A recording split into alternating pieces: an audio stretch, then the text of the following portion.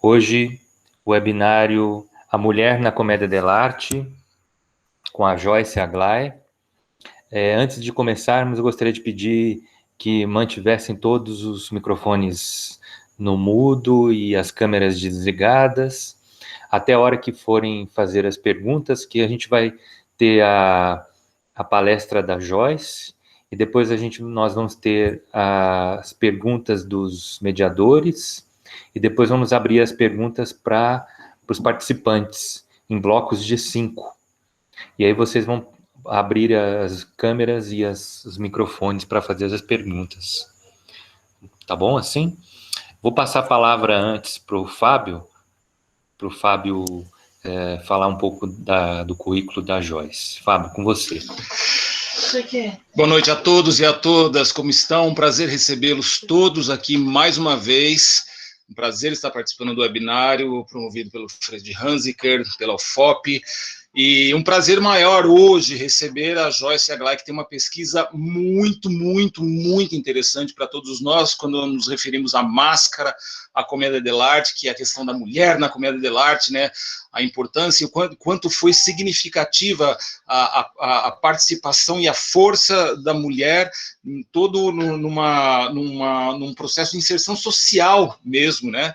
E saber dessa pesquisa da Joyce é uma grande alegria. Bem-vinda, Joyce, muito obrigado. Todo mundo recebeu, né, mas não é sempre bom a gente reforçar o trabalho maravilhoso que a Joyce tem. Ela é atriz, diretora teatral e dramaturga, é atual coordenadora da pós-graduação em artes cênicas da Universidade Federal da Bahia. Ela fez intercâmbios em países como Itália, França, e tem 3 pós-doutorados. 3 pós-doutorados, galera, no seu currículo, em artes da cena, né? E uma rica pesquisa sobre o feminismo, que é uma coisa que a gente vai falar muito hoje, a comédia dell'arte e as máscaras de uma forma geral. Bem-vinda, Joyce, bem-vindo a todos. Muito obrigado pela sua participação. Tá com a palavra.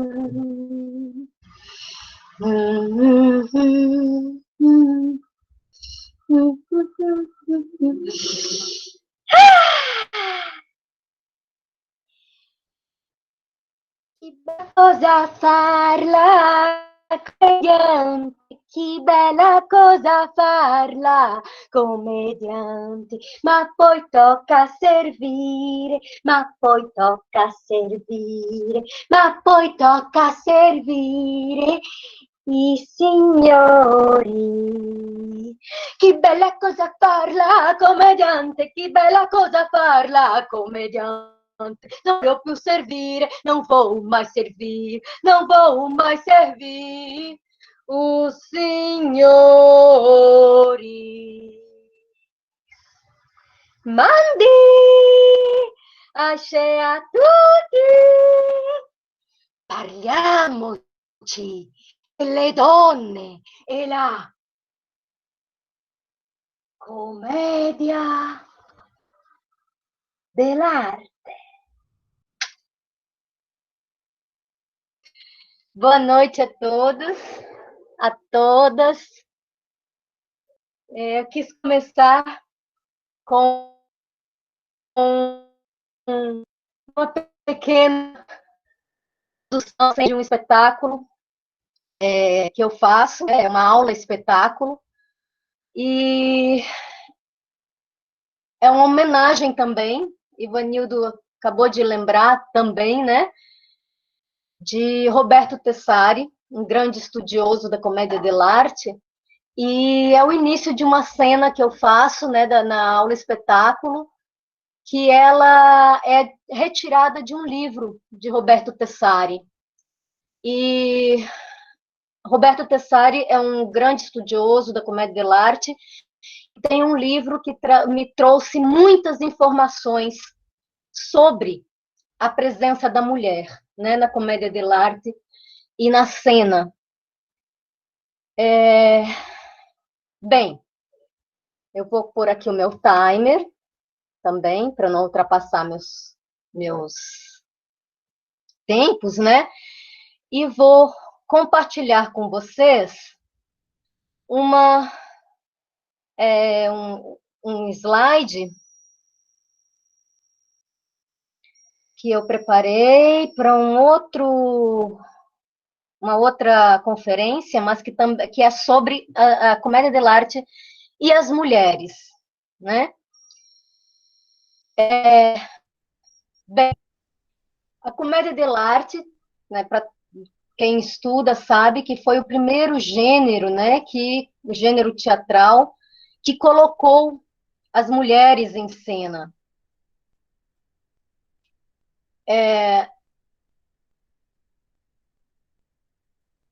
Antes disso, né, as mulheres não entravam em cena. Mas vou começar minha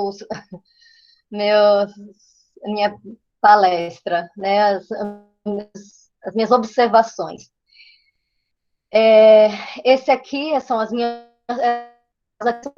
fontes, né? A maioria são documentos em italianos, alguns em francês, né? Mas a maioria, pouquíssimo, eu não vou mentir, não tem nada, né, em português, sobre a presença das mulheres, sobre algo específico, né? Falar mais específico da minha pesquisa, das minhas pesquisas últimas. Eu comecei com a comédia dell'arte como um todo, né? E depois eu fui chegando nas máscaras femininas da comédia dell'arte, exatamente por meio com a introdução de Roberto Tessari, que além de um grande mestre, um grande amigo. Bem, a cena como profissão. Para a gente começar a entender o caminho das mulheres, vamos entender um pouco também a cena, né? Então, na antiguidade, né, no teatro grego e romano, nas peças de Sófocles, Ésquilo e Eurípides, nos grandes festivais, os atores eram considerados atores, né, profissionais da cena. Na comédia do meio, com Aristófanes, e na comédia nova, com Menandro, os atores continuavam a ser atores, né, mas sempre no masculino. 55 a.C., começou a trazer outras linguagens, né? E a profissão ator começou a ter uma baixa, né? E aí, nesse percurso todo, da Baixa Idade Média, existiram várias linguagens, né? Os bufões, os giullari, os mimos, né? As máscaras, várias máscaras, né? E aí começa-se a perder o prestígio dos atores, né? Época em que a religião também começa a se fazer muito presente na sociedade, onde a coroa se junta com a religião. E isso, para o teatro, foi muito, muito perigoso, né? Mais adiante a gente vai falar um pouco mais por quê, né?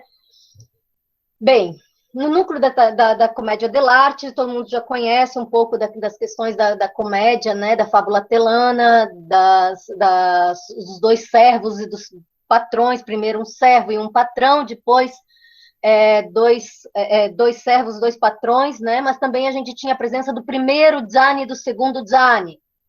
E aí vai se desenvolvendo todo o percurso da comédia dell'arte.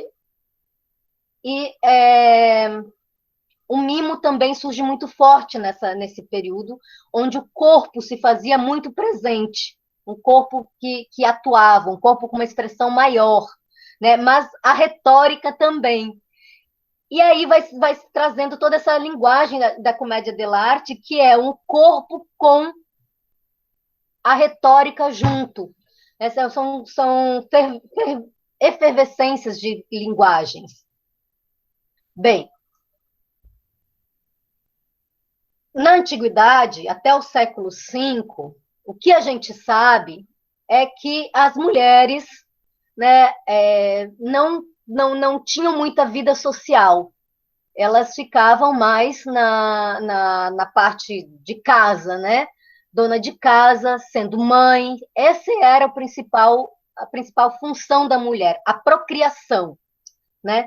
No teatro grego, a gente sabe que a mulher,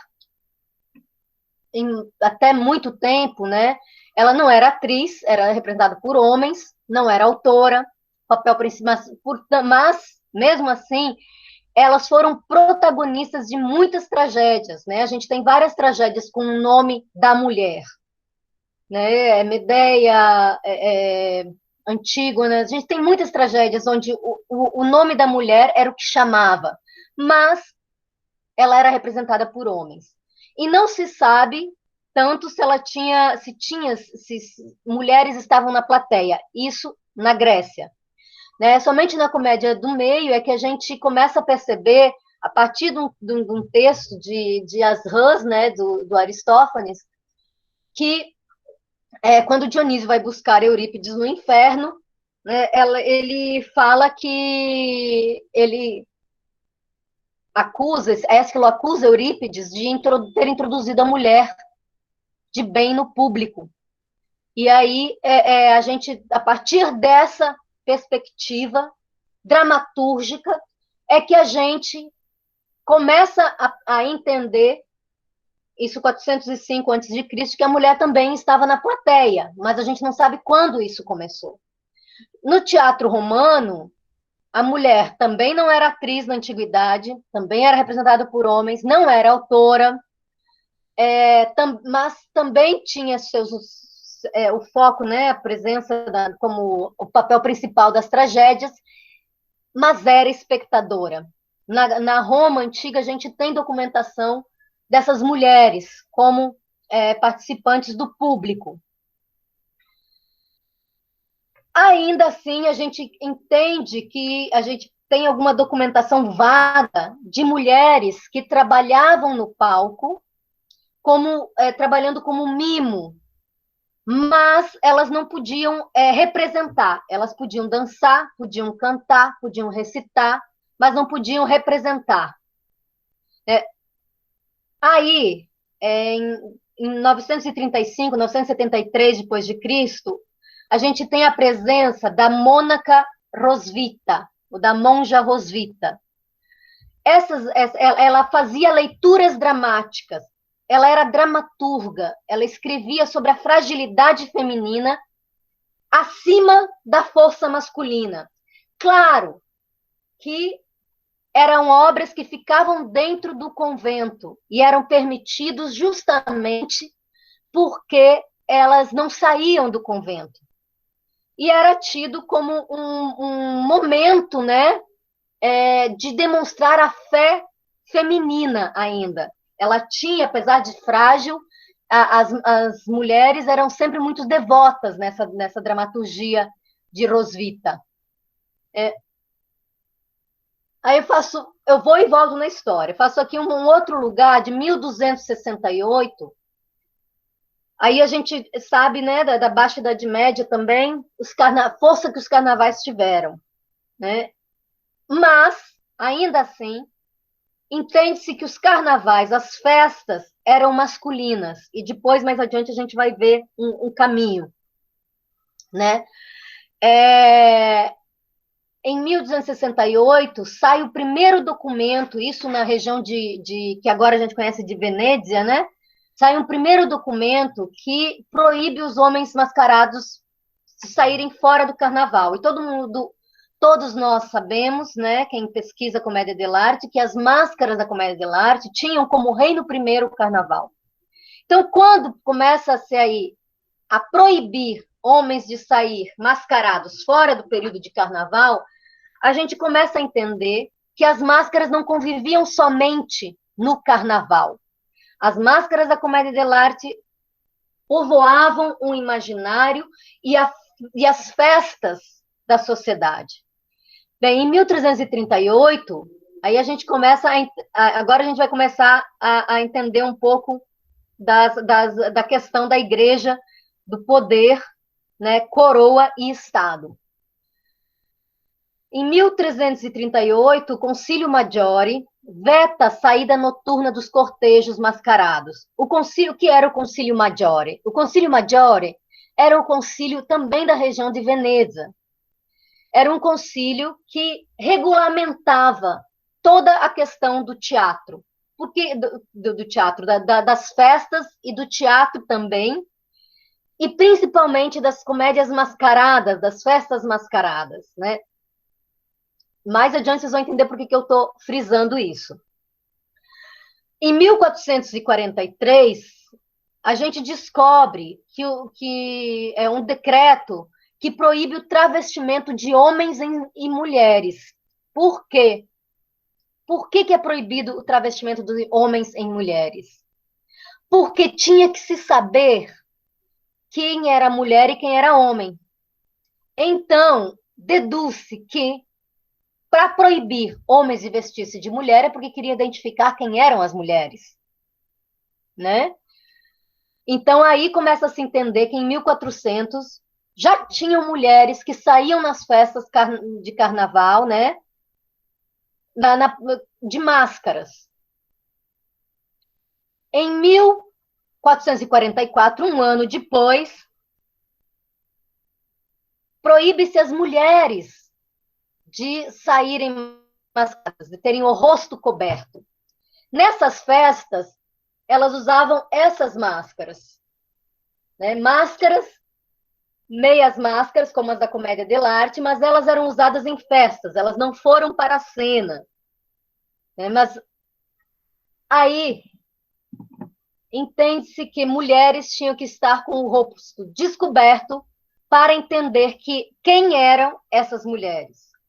Eram mulheres, mas quem eram essas mulheres? Elas tinham que ser identificadas, né? Aí vem vários decretos ali que segue, até 1531, sempre com proibições às máscaras. Então, a gente percebe que há um problema desses concílios, né, dessa presença das máscaras do carnaval. E também depois a gente vai entender algumas coisas. Como a gente viu, né, das leis de 1400 que proibiam mulheres de sair mascaradas, mas também a gente tem, segundo Tessari, Taviani, Schino, outros, que existe documentação, comentários e iconografias que trazem a presença das mulheres trabalhando com i ciarlatani nas feiras, né? Aí Grifoni traz uma informação que em 1468, olha que interessante, para ver como a mulher era apagada nessas questões do teatro, né? Se nós temos antes a Mônaca Monja, lá depois de Cristo, mas ainda antes de 1000 e pouco, em 1400, olha o tanto que demorou para falarem numa mulher mais específica na cena.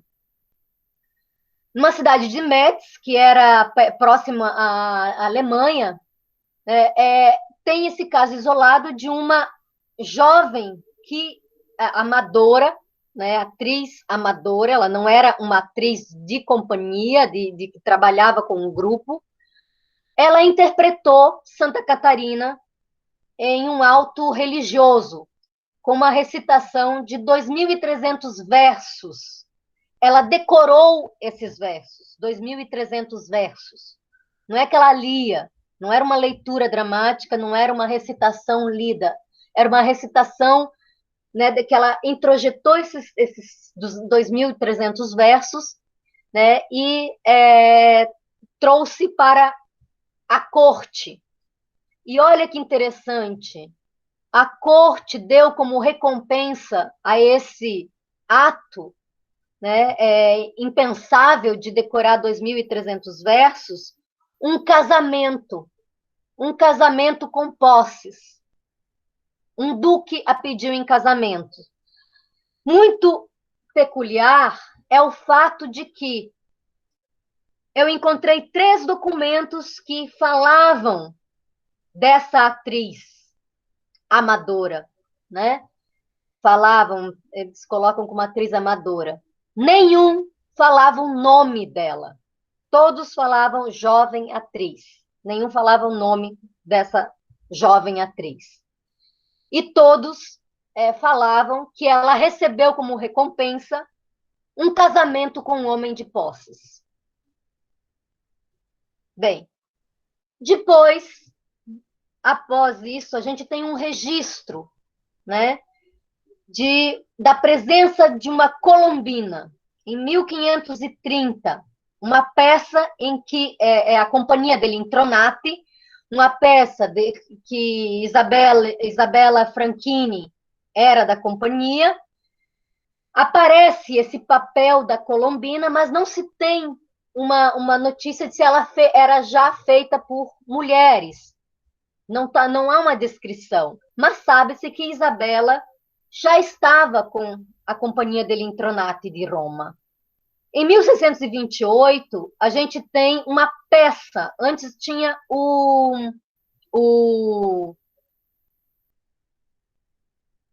a personagem, a máscara colombina. Agora a gente tem uma peça nominada de Colombina, de Virgílio Verucci. Mas, somente em 1535, a gente sabe que as companhias foram legalizadas, né? Foram instituídas, digamos assim, em 1545. Né? Isso foi 15 anos depois da presença desse papel chamado Colombina, e que sabia-se que Isabela já estava nessa companhia. Nessa companhia que foi registrada em Pádua, em 1545, só homens constituíam essa companhia. Né? Somente homens. No dia 10 de outubro de 1564, a gente, então, tem um documento em Roma de um registro de uma mulher na Commedia dell'arte. Na Companhia de Commedia dell'arte, né, a mulher, por um contrato, Lucrezia di Siena, ou Lucrezia Senese, também se encontra em alguns documentos. E é muito importante entender esse outro nome que após eu vou falar, né? É Lucrezia di Siena ou Lucrezia Senese. Bem, nesse momento que as mulheres começaram a fazer parte da Commedia dell'arte, da cena propriamente dita, e de um modo profissional, com pagamento, elas foram consideradas artistas, como os atores, com um pagamento a receber. E isso causou uma revolução artística pela presença da mulher, né, na cena, cultural, onde a mulher começou a fazer parte do quadro cultural, não só como receber, né, mas também como alguém que produz, e social, porque elas começaram a ter um ganho, elas começaram a ter renda, elas começaram a ser também um público consumidor. Então, ela passou, ela antes era tida como alguém que era um apêndice do marido. Agora, ela é autônoma, ela tem um pagamento, ela tem uma renda. E aí, agora eu vou falar um pouco desse di Siena ou Senese. Essas mulheres que entravam para a comédia dell'arte, elas eram vistas pela sociedade, né, como algo bizarro, como algo estranho, como algo que não fazia parte do quadro. Vocês imaginam que naquele tempo tinha somente 2 lugares para a mulher, 3 se a gente contar também a igreja, né? Mas ou era ser mãe, ou era ser religiosa, ou era ser prostituta. Todas essas, qualquer uma dessas escolhas, elas estavam submetidas ao masculino, à força do patriarcado. No momento que ela entra para ser atriz e ela escolhe levar o nome dela de cortesã, e aí nós vamos falar um pouco das cortesãs também, né? As cortesãs eram mulheres que estudavam, elas não eram prostitutas. A gente tem que entender que foi um modo da sociedade rotular e dar uma carga pejorativa para essas mulheres que tinham a liberdade. Então, as cortesãs, que eram tidas as únicas possíveis de estudar, né? Uma mulher, quando saía de casa que queria estudar, ela só tinha como opção ser cortesã. Por quê? Porque a nobreza, cortesãs eram tidas como mulheres damas de companhias. Eu gosto muito quando o Tessari falava, né?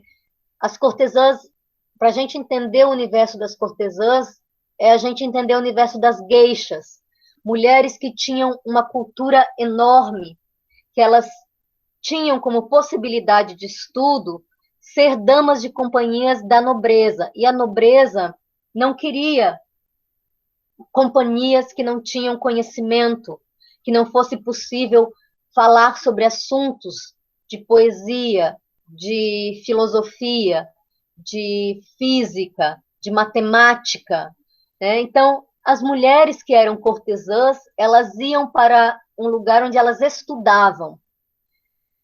E a primeira atriz, Lucrezia di Siena, era uma cortesã. Por quê? A herança do nome.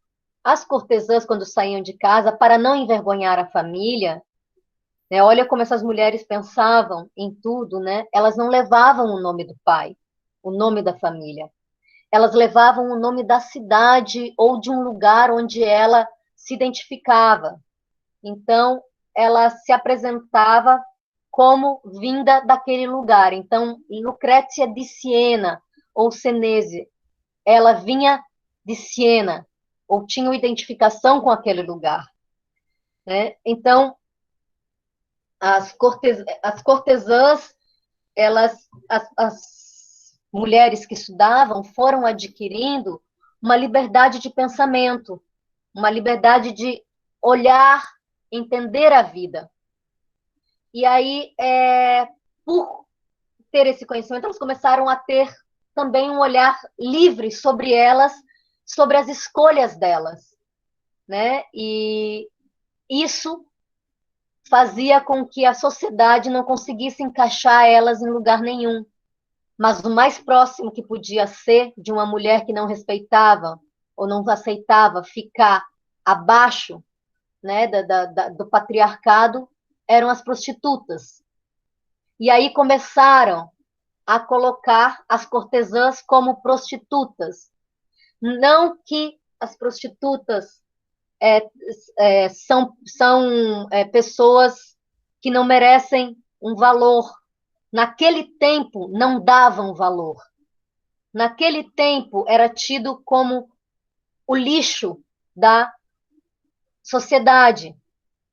Era onde os homens iam para fazer tudo o que podiam fazer, tudo o que queriam, e depois ainda maltratavam, né? Botavam a culpa nelas, como se elas seduzissem. E isso também acalhou com as atrizes. Muitas atrizes, elas começaram a ter uma compreensão de vida mais livre ainda do que as cortesãs, porque elas tinham a liberdade de viajar de cidade em cidade com as companhias. Então, elas começaram a se tornar muito mais independentes, mais ainda do que as cortesãs, porque as cortesãs eram muito independentes no pensamento, mas financeiramente não eram independentes. As atrizes começaram a ser independentes.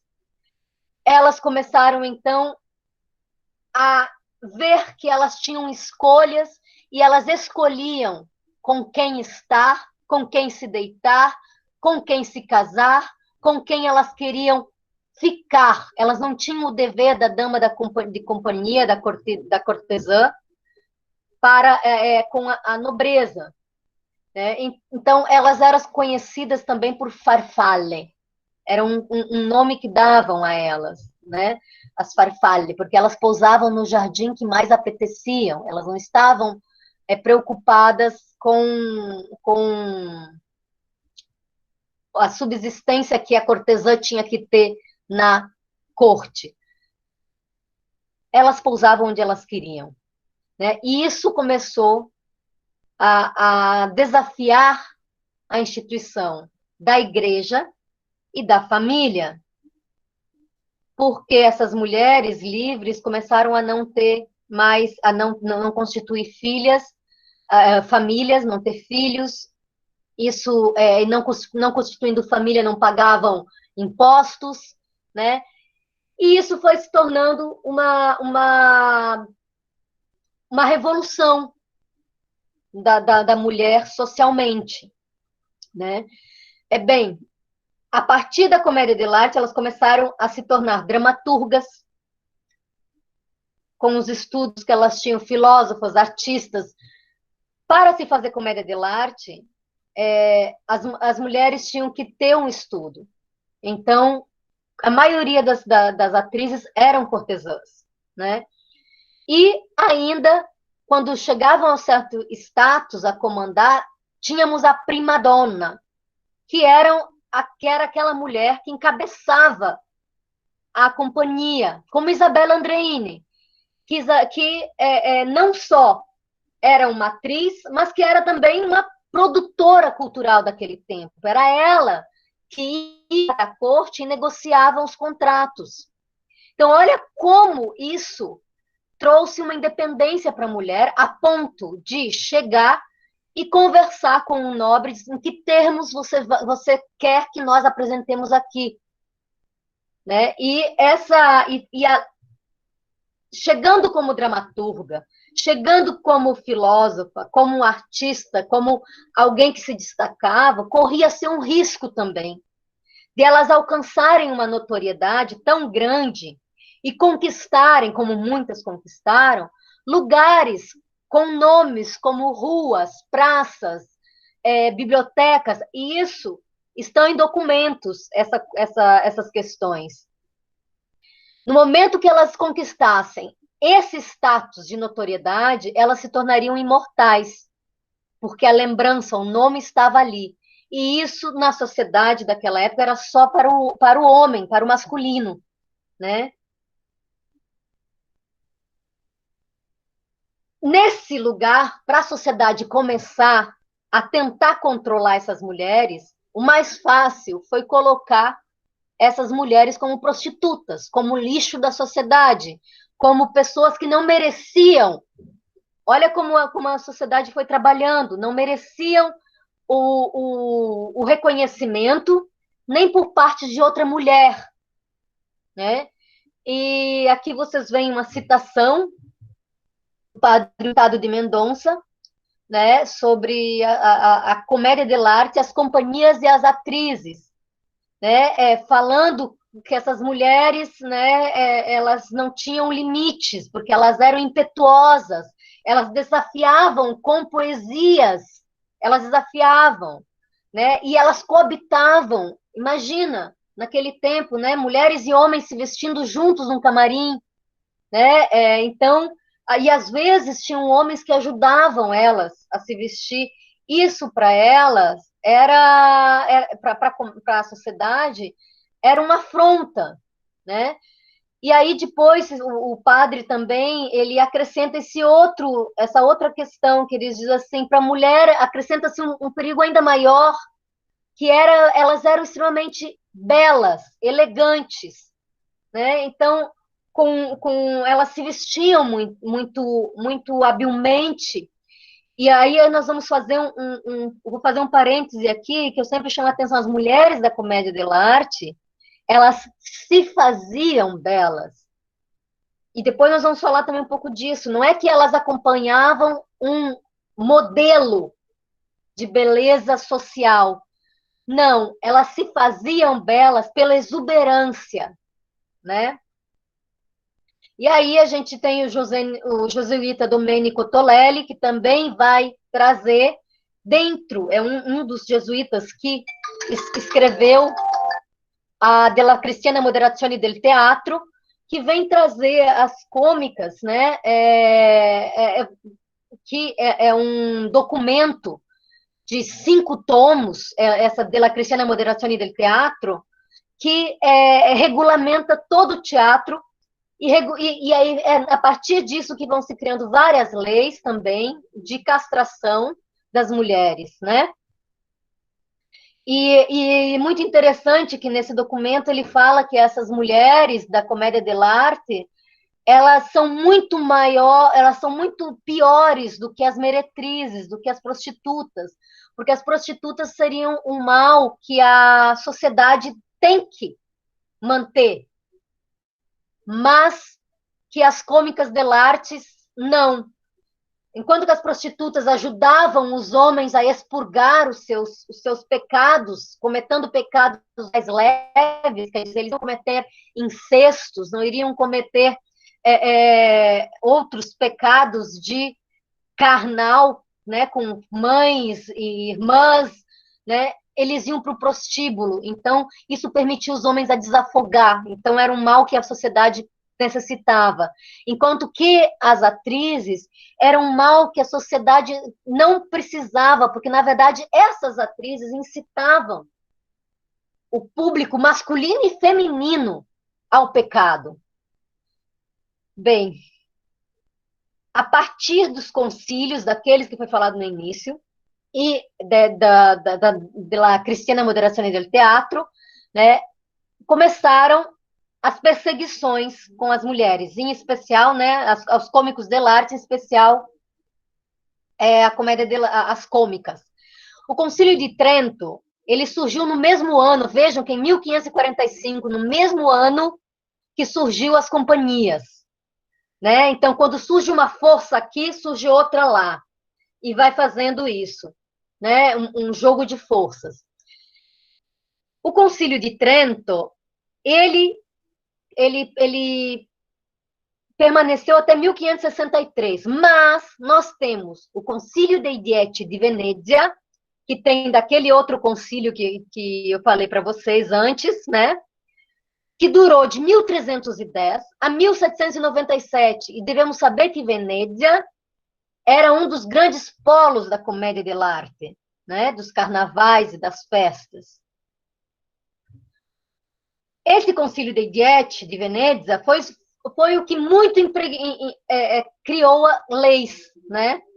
E depois nós temos, em 1534, a Companhia de Jesus, que durou até 1773. Olha só, ultrapassaram o Concílio de Trento, sendo que o Concílio de Trento era veramente uma caça às bruxas, né, aos hereges, mas também foi aos atores. Mas a gente continuou com o Concílio dei Dieci e a Companhia de Jesus, que perseguiam as companhias e principalmente as atrizes. Foi essa Companhia de Jesus, lá de Domenico Tolelli, que criou os 5 tomos da Cristiana Moderazione del Teatro. E temos que lembrar que foi com essa Companhia de Jesus que veio para o Brasil que vieram para o Brasil os jesuítas e que vieram com essa cartilha catequizar os nossos índios. Então, a gente tem uma ideia de como era ferrenha essa catequização aqui e esse cerco lá, né? Aí nós temos aqui, depois nós temos também, né, as acusações dos atores levarem à corrupção nos valores éticos e morais da sociedade, as atrizes da rebeldia contra a ordem social e econômica, desobediência que burlava, enfrentava, invertia a ordem social e incitava a corrupção dos valores morais. Então, vocês vejam que as acusações para os homens são menores do que as mulheres, né? Os atores, para a comunidade em geral, tinha uma questão de Casanova, eles eram conquistadores, viajantes, aquela coisa, né, Dom Juan, né, de muitas mulheres, né? Já tive mulheres de todas as idades, esses eram os atores. Enquanto que as atrizes, pelo mesmo modo de atuar, eram tidas como prostitutas, não corretas, né, mas muito admiradas, apesar de tudo. Eram muito admiradas também. Escondidas, mas eram. Porque na frente eram condenadas. Em 1578, houve acusação, né, de heresia para com os cômicos e principalmente as cômicas. E aí começaram as perseguições às apresentações, proibições de estarem em praça, e foi quando as companhias começaram, então, a ir para os outros países, né? Eu digo que a comédia dell'arte foi o primeiro fenômeno de globalização, né, porque saiu dali e se foi, né, para o mundo. Então, por que as cômicas incomodavam tanto a sociedade? Porque elas iam contra essas normas sociais, contra o prazer, contra o riso, né, e traziam uma ancestralidade. Esse é um outro ponto mais adiante, que eu não tenho como falar agora, né? Mas tem uma relação dessas cômicas, se a gente for atrás da nossa raiz mitológica e ancestral do riso da mulher, nós vamos encontrar lá no Sabá e nós vamos encontrar numa mitologia muito mais antiga, que não dá tempo de falar agora, né? Mas aí aqui a gente faz eu faço um outro paralelo para entender um pouco essa perseguição também às mulheres, que é da compreensão do que era a mulher. Né? Voltamos um pouco lá para Hipócrates, onde a gente tem 460 a.C., onde começa a surgir o conceito de histeria, começam a tentar entender a natureza da mulher, mas colocam o quê? Olha que assustador que era uma mulher que era capaz de criar, dar vida para um ser que saía de dentro dela, né? E com ela a placenta. Então, para eles, o útero era um animal. Esse animal tinha como modo de agenciar ele, né, a terapêutica, o modo da cura desse útero, dessa mulher, dessa histeria, era o casamento, o sexo, a gravidez. E aí ela expurgava, junto com a placenta, esse útero, né? Aí depois nós temos mais adiante, 125, a inflamação do útero, né? Isso, se vocês estudarem a história da histeria, vocês podem pegar esse filete, né? Bem, e entender um pouco dessa tentativa de uma sociedade controlar a mulher, de uma compreensão, e uma outra questão, né?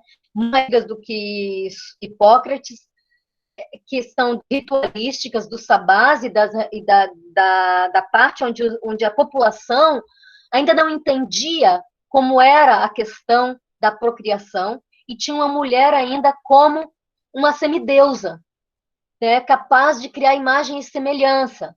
Até que o homem começou a entender, né, que ele também participava, quando pararam de ser nômades, ele começou a observar os animais, e aí começou a entender que ele também participava dessa procriação, e aí começou a vir a questão de se sobrepor a essa semideusa, né? O poder. Aí nós vamos ter também o discurso do poder, né, de Foucault, essa tentativa do masculino de se colocar imperativamente, né? Na Idade Média, as medicinas também, na Idade Média Baixa, a medicina era substituída pela religião.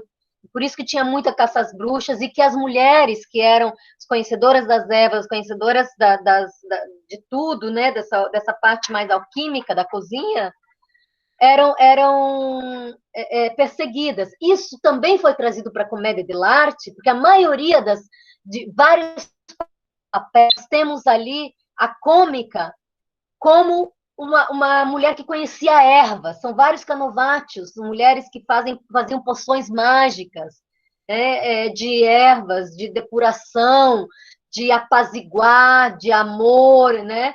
Então, esse imaginário também foi para essa realidade, foi para imaginário, que voltou para a realidade, que voltou para o imaginário, né, dentro dos canovatios e dentro da cena, né? E aí a mulher idealizada não tinha nada a ver com essa comédia, com essa cômica, que era tido como louca, como prostituta, como bruxa, né? E como a medicina, como na Idade Média, a medicina começou, né, a aparecer mais forte, e aí a disputar com a religião, a medicina atestava que elas não eram loucas, a religião começou então a ir pelo outro lugar, a feitiçaria, a heresia, né, e a prostituição, que eram valores morais. Bem, eu vou dar uma corrida, porque a gente já está chegando no limite, né? Já chegou, acho. Então, no palco, a gente começa a perceber que a cômica dell'arte, ela vinha trazer um feminino transgressor, né? Vinha se desdizer muitos femininos, mitologias, né? De submissão, né? E traziam um conhecimento, além de se proporcionar um prazer, que era o do riso, do fazer rir, né? Essa questão que antes a mulher só tinha um prazer pelo comer, pelo beber e pelo sexo, oxalá pelo sexo naquela idade, né? Naquela Idade Média Baixa, mas esses prazeres eram dados pelos homens. No momento que ela entra para a cena e começa a rir, a fazer rir, ela começa, então, a se dar prazer, né? E aí, e se dar conhecimento. Bem, aqui nós temos um caminho bem... após a comédia dell'arte, nós tivemos vários estilos, né, variados de comicidade, que as mulheres estavam presentes, né? E aí a gente vai entender um pouco, né, dessa presença do masculino que dançava, cantava, ria, fazia, do feminino, desculpa, cantava, ria, fazia rir, né, e transcendia pelo próprio corpo. Então, na cena, a máscara, ela era uma cópia da mulher num imaginário, né, mas ela dilatava. A máscara, ela dilata e potencializa. Então, essas mulheres na cena, na verdade, as cômicas dell'arte e as máscaras da comédia dell'arte, quando estavam em cena, né, que não usavam máscara física, né, o objeto, desculpa, elas não usavam uma máscara objeto, mas usavam máscara física, elas eram uma hiperbolização do feminino. Elas eram o feminino a N potência. E isso assustava, e maravilhava ao mesmo tempo. Então, a mulher, a cômica dell'arte, quando ela entra em cena, a atriz que está na cena, ela tem que ser uma hiperbolização do feminino. Ela não pode ser pequena, ela tem que extravasar, ela tem que dilatar tudo. O riso não é pequeno, a gestualidade não é pequena, por isso que mesmo sem a máscara, ela tinha gesticulação dilatada como as outras máscaras, né? Então, tem um percurso aí né, de presença muito grande do feminino e de uma dilatação do feminino, uma potência. Bom, termino aqui a minha apresentação, porque já estou aqui. Joyce, maravilha. Muito obrigado. Agora eu tenho uma pergunta, depois eu vou passar a palavra para o Fábio para te fazer uma pergunta, e depois passamos para os participantes. Bom, você fala que no seu artigo, você fala que na Comédia dell'arte me surpreendi com as máscaras femininas e a força das suas atrizes. E você fala da máscara da Cortigiana, né, em relação às máscaras das servetas. Eu queria que você falasse um pouquinho dessa máscara da Cortigiana, né, que você falou agora das cortesãs. Quais são essas máscaras da Cortigiana? Queria que você falasse um pouquinho dessas características, um pouquinho disso. Tá, vou falar assim. As máscaras da Cortigiana, a gente não vai encontrar nos canovates escrito Cortigiana, mas elas são colocadas como cantoras, dançarinas, né? A dançarina, a cantora, a estrangeira, né? Então, no canovate não vai ter a Cortigiana, mas o arquétipo dela é a Cortigiana. E qual é a diferença da Cortigiana para a serveta e para a nobile? Aqui não deu tempo de falar dos 3 caracteres, né? Os 3 arquétipos das máscaras, agora eu falo. A serveta é a máscara que atua com os servos. A nobile ou enamorada é aquela que atua no núcleo dos nobres, né? Então, nós temos sempre dois núcleos na Comédia dell'arte, dos servos e dos nobres. A Cortigiana é uma máscara que ela permeia os dois. Ela convive tanto com os servos quanto com os nobres. Ela tem a simpatia dos dois. Ela se dá bem com os dois. E ela joga com os dois. Ela tem uma capacidade de jogo muito grande, que era o mesmo jogo que elas tinham na vida real. Por isso que eu disse, quando foi a primeira máscara que me deram, quando eu estava quando eu entrei para a Escola Experimentale dell'Attore, para a companhia, né, da escola, a primeira máscara que me deram para fazer foi da Cortigiana.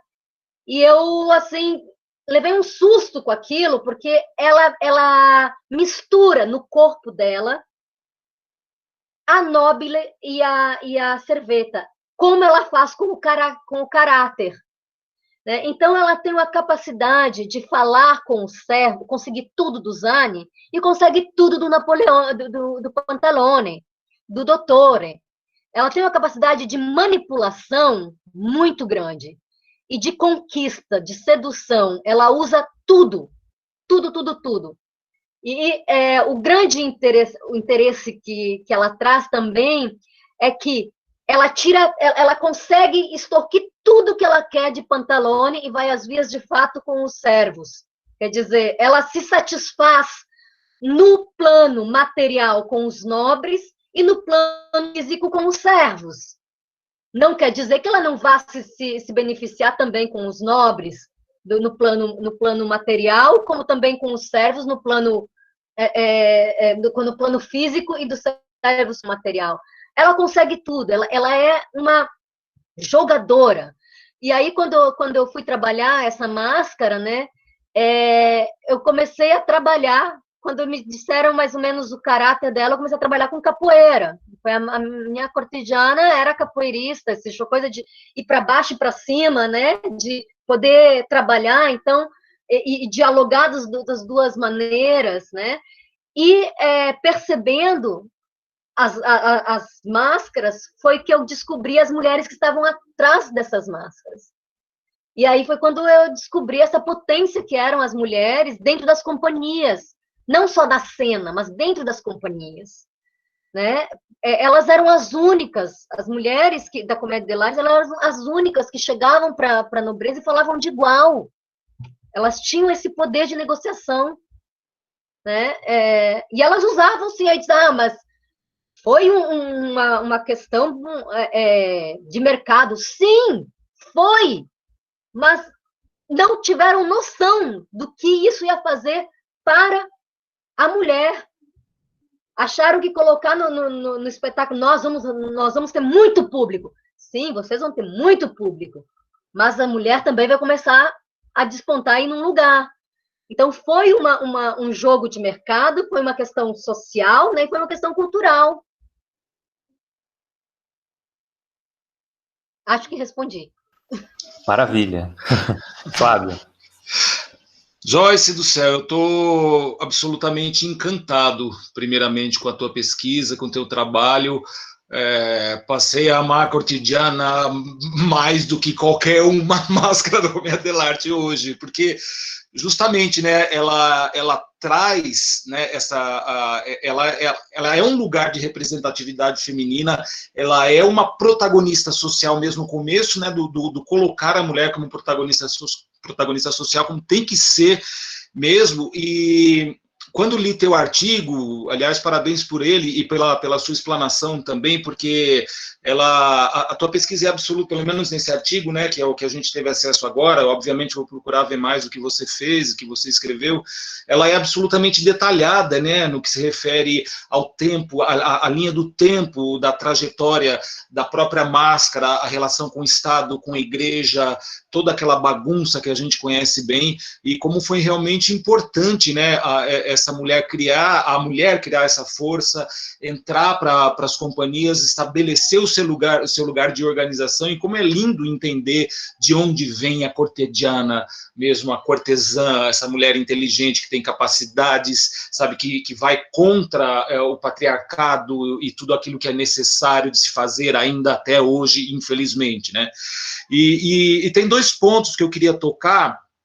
Um deles é quando eu e Fred começamos a trabalhar juntos na Unicamp, conhecemos a Commedia dell'arte juntos, e lá na época nós conhecemos uma máscara chamada de uma cerveta chamada Pasquella, que quando eu comecei a ler, eu falei assim, Dio santo, Pasquella é uma cortidiana mais velha, porque todos tinham medo dela, um medo absurdo, sabe, porque ela era realmente a dona das ervas, a dona das poções. É isso, a Pasquella é um arquétipo da cortidiana anciã.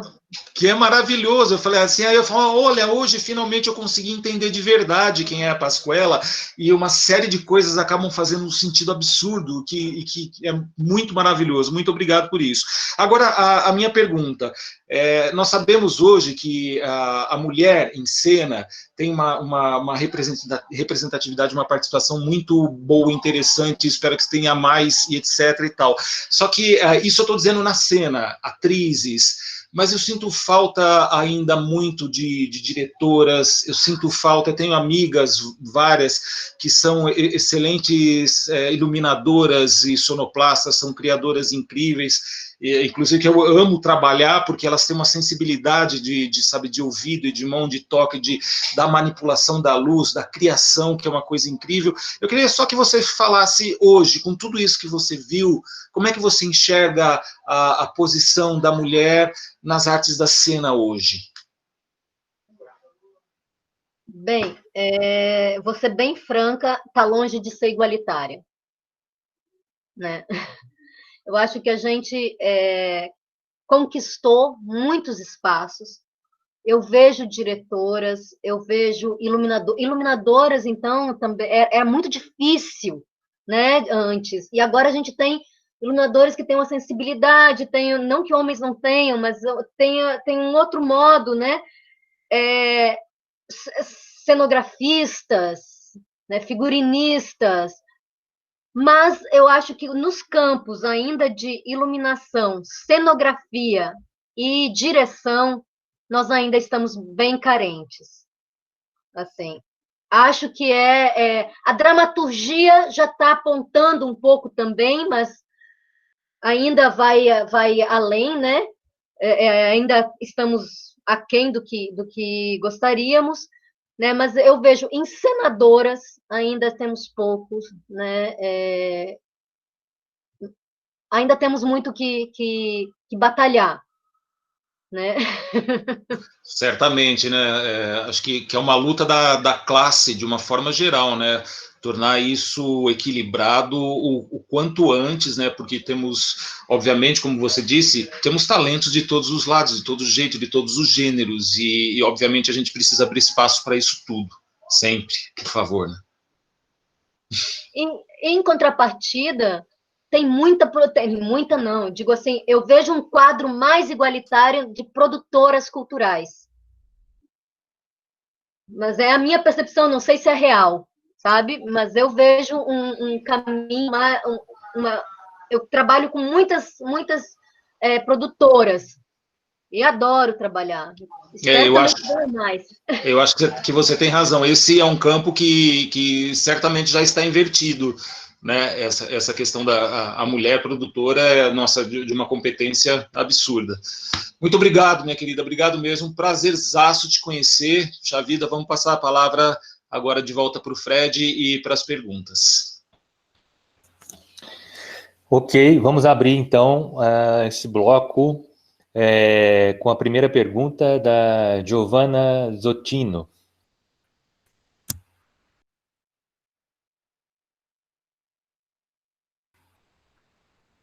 Giovanna, pode abrir seu microfone, sua câmera, por favor? Oi, olá. Olá, eu gostaria de saber, muito incrível a sua fala, eu me sinto muito representada, eu sou comediante, então eu me sinto muito representada ouvindo essa pesquisa. E eu queria perguntar para você se você vê alguma semelhança de atrizes e comediantes atuais nessa artista cômica que é original da comédia dell'arte. Você vê alguma semelhança na nossa cena atual? Eu não sei se eu entendi a tua pergunta, assim, porque em termos de ímpeto e em termos de linguagem, a gente pode encontrar várias, né? Mas eu queria entender mais específico, semelhança em quê, você? Em artistas contemporâneos, eu digo.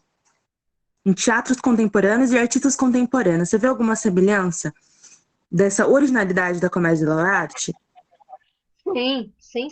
A gente tem várias atrizes aí que trazem uma carga, né, de grande poder, como as cômicas traziam, né? Eu acho que nem tanto na linguagem em si, mas, como eu digo, na vontade de estar no palco, na inovação, na grandiosidade. Nós temos muitas atrizes. Esses dias assisti um monólogo da Denise Fraga, todo para a câmera. Você diz que monstro ela está nesse, né? Só ela em cena, sem muitos cenários, porque isso também tinha comédia dell'arte, né? Estou falando eu trabalho mais com comédia dell'arte mais medieval, não trabalho com aquela renascentista.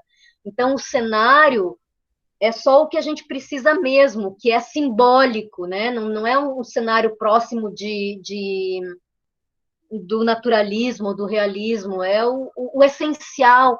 E aí Denise apresenta um espetáculo todo, assim, ela e 3 câmeras, de vez em quando um objeto, e você diz, caramba, isso é a potência das comédias, das cômicas. Isso e tem várias outras que a gente vê no palco e como costuma se dizer lá na Itália, é um animale de cena, né? É um animal da cena, de estar presente de uma visceralidade enorme. Então, temos muitas similaridades. Se não na linguagem, não sei se era disso. Na linguagem eu teria que ver quem trabalha com comédia dell'arte, mas tem aí grupos com comédia dell'arte, com cômicas também maravilhosas. Enfim, não sei se eu consegui. Sim, era a semelhança mesmo que eu tinha perguntado. Obrigada, viu? Você é incrível, parabéns pelo trabalho.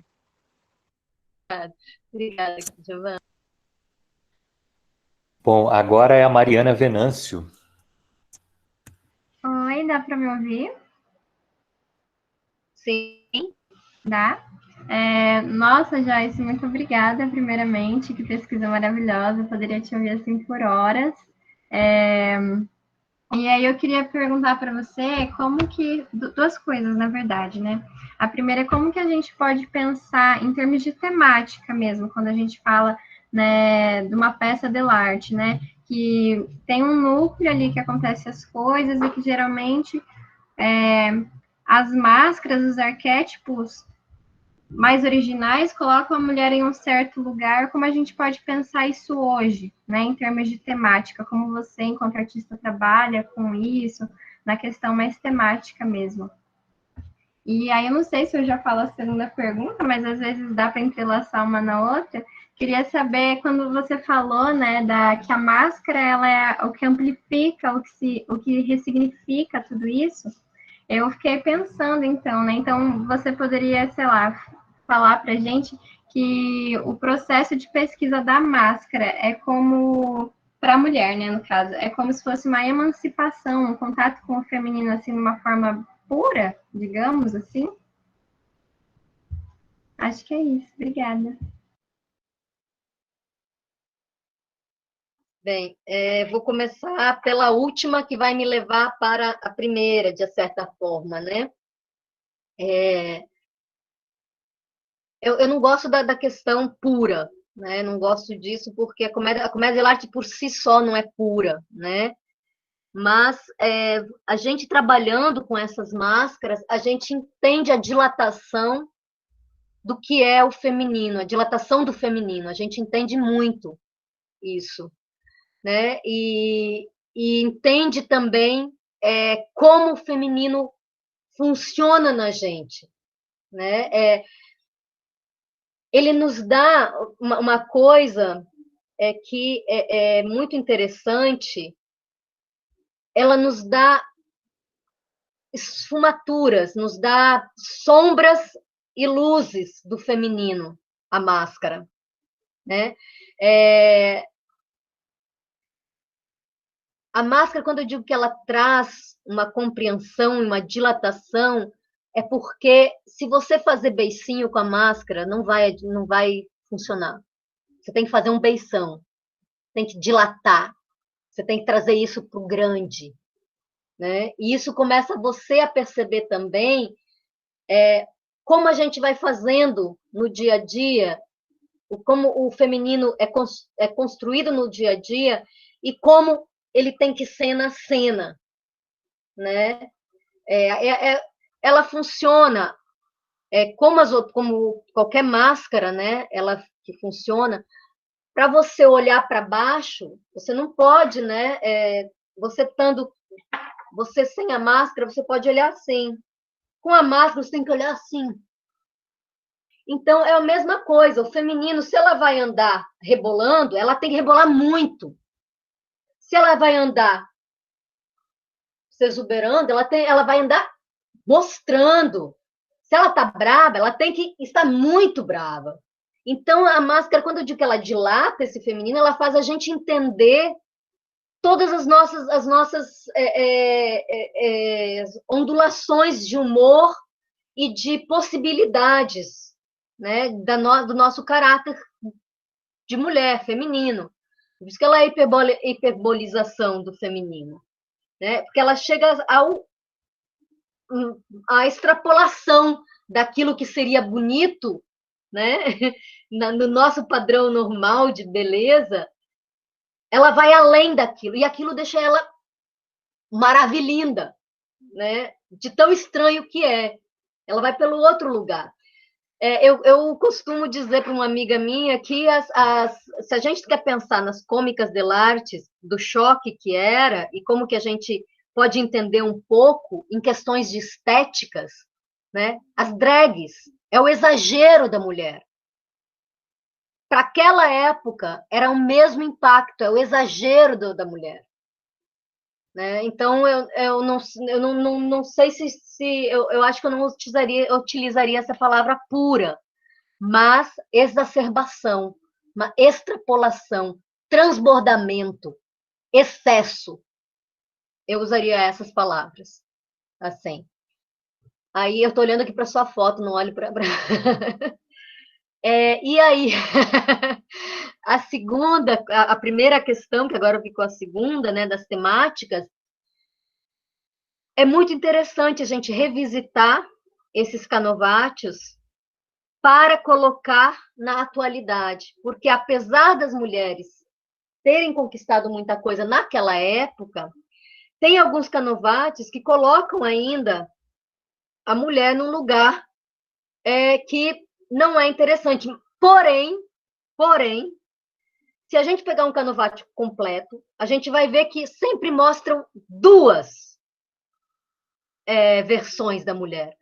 A nobre, esse é o mínimo, né? Quando não aparece a cortesã. A nobre, namorada, que é a sonhadora, que se deixa enganar, aquela que sofre por amor, que é mais dramática. E a serva, que é extremamente inteligente, esperta, capaz de, né, fazer 1000 coisas. Então, eles sempre mostram duas versões. Mas, ainda assim, a gente tem que entender, a gente percebe e tem que entender de que os Canovatios, o que é interessante revisitá-los para transformar, né? Essa coisa que ainda tinha muito, né? Do patrão ser o dono do empregado e decidir com quem ele vai casar. Como aparece em Goldoni, Arlequino Servidor de dois amos, né? Talvez apresentando a peça toda e dizendo em que contexto aquilo estava acontecendo, né? Que é numa época que era assim, ok. Mas se você tirar aquele pedaço e apresentar só ele, você descontextualiza tudo, e aí está se colocando uma situação que não é real e que está se combatendo o tempo todo, tanto quanto com o empregado, quanto pela questão da mulher, né? Os Janes eram verdadeiros escravos, se a gente for olhar por esse olhar, né, dos direitos dos trabalhistas. Então, é sempre importante a gente, quando for trabalhar com Canovati, da mesma forma que eu coloco também para palhaçaria, né? Sempre que vai apresentar, que vai fazer uma gag tradicional, um Canovati tradicional, tem que se olhar assim, é necessário, eu vou explicar em que contexto, em que época isso era assim, né? E no final eu vou dar a chance de dizer agora é diferente, né? Que é um estudo que agora a gente está fazendo na palhaçaria também das gags, né? Onde colocava a mulher muito no lugar de sempre submissão e ridicularização. Agora não mais. Então, é muito importante esse estudo, relativização dos Canovatios e tentativas de colocar. Agora, uma coisa é certa, a máscara só fala uma coisa, fome. Fome de vida, fome de sexo, fome de fantasia, fome de tudo o que é importante para o ser humano. É fome.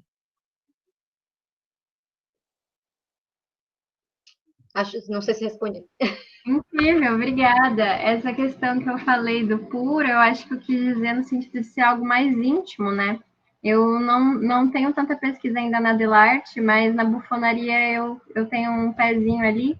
E quando eu comecei a pesquisar, eu me sentia muito nesse lugar que você falou, né? De ter que hiperbolizar coisas que no meu dia a dia o movimento era o contrário, né? Eu tinha que minimizar. E daí eu fiquei pensando, né? Então, a gente entendendo a máscara, né? Como também um lugar da gente entrar em contato com o nosso íntimo, com o nosso feminino.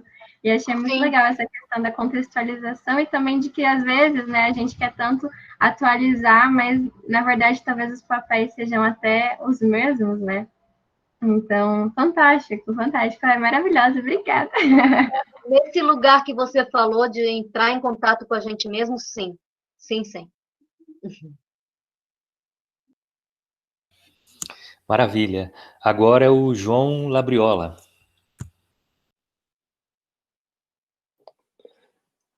Opa, estão conseguindo me ouvir aí? Tudo certo? Sim. Tranquilo. Eu queria perguntar, na verdade, sobre a questão do carnaval, né? Que quando a gente pega a sociedade italiana, a sociedade brasileira sempre tiveram o carnaval como uma festa muito presente, né? e muito cênica também, como uma manifestação cênica mesmo. E que na Itália a gente vê que isso influenciou muito o teatro, né? Mas que no Brasil isso não fica muito claro ainda de como que isso se influencia ou não, né? E que todo ano, quando acontece o carnaval, sempre tem muita polêmica, sempre tem muito debate que o carnaval gera, aparecem novos personagens, né? Eu mesmo gosto muito, assim, eu sempre que tenho a oportunidade de sair num bloco, eu saio, eu faço alguma coisa, e é muito legal ver esse tipo de movimento, né?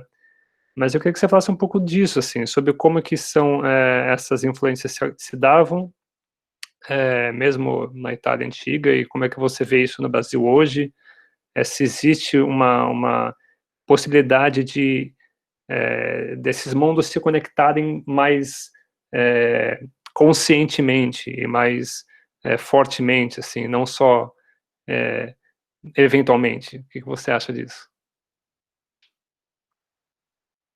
Vou tentar responder, não sei se eu vou conseguir dar conta em alguns lugares, né? Normalmente no do Brasil.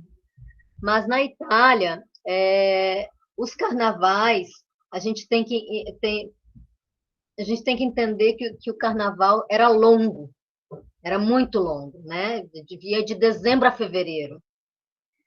Dentro desses rituais, aos carnavais, né?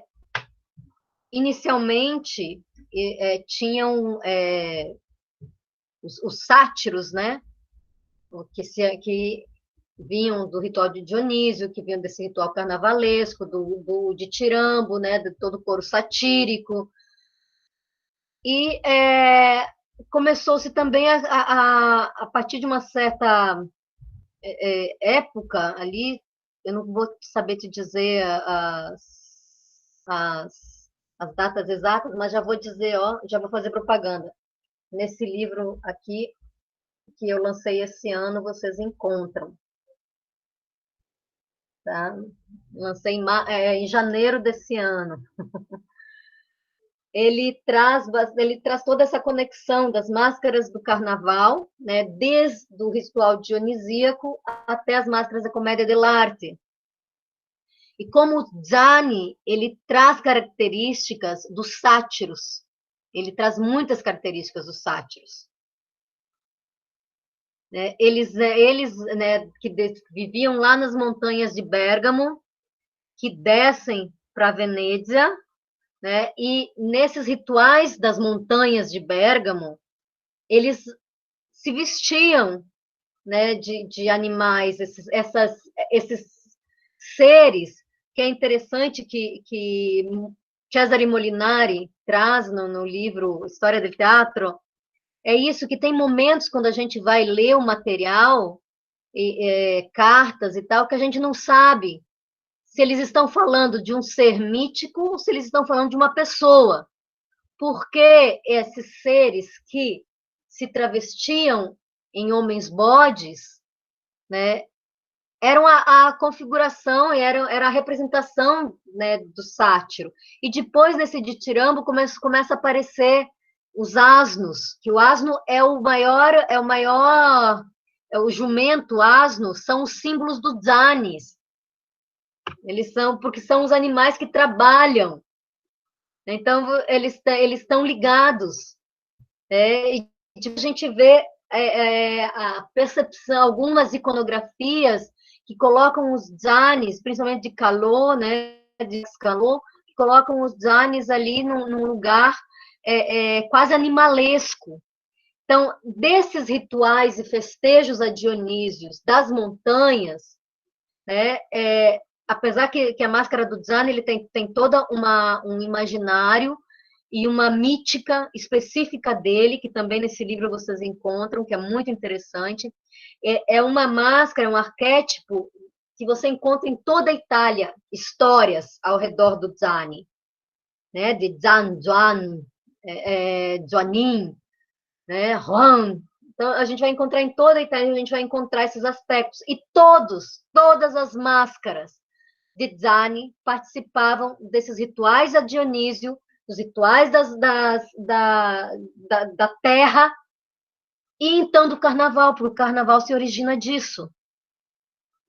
Então, no momento que eles faziam parte desses rituais da antiguidade aos deuses, da Idade Média, que ainda não tinha uma religião totalmente, a Idade Antiga, né, que não tinha uma religião instituída, totalmente formalizada, era o que eles chamam agora, né, de as religiões pagãs, né?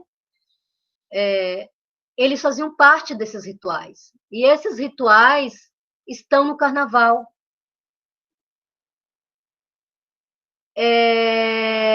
Sim, sim.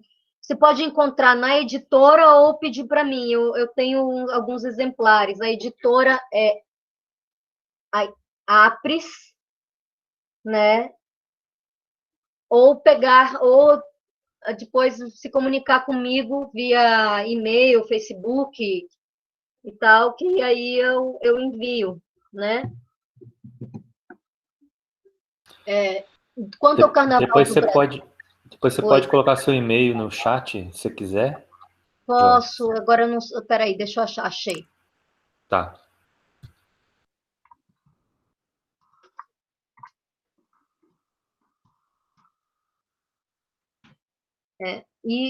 O Facebook. O Gustavo já colocou o link do livro no chat. Ótimo. O Facebook é esse. Vocês me encontram com Joyce Agley. Porque às vezes o meu e-mail ele manda para o spam. Se ele nunca apareceu, nunca apareceu na minha lista, ele vai para o spam. Então, talvez só mandei um e-mail, que daí eu procuro, ou me envia logo uma mensagem no Facebook que lá não vai para o spam, né? Tem isso. E quanto ao carnaval brasileiro, né? Aí tem maneiras, né, de participar, né? Dessa festividade vir mais à tona no nosso teatro, que é na vitalidade que nosso carnaval traz também, além das próprias particularidades das linguagens, que são as nossas práticas carnavalescas, né?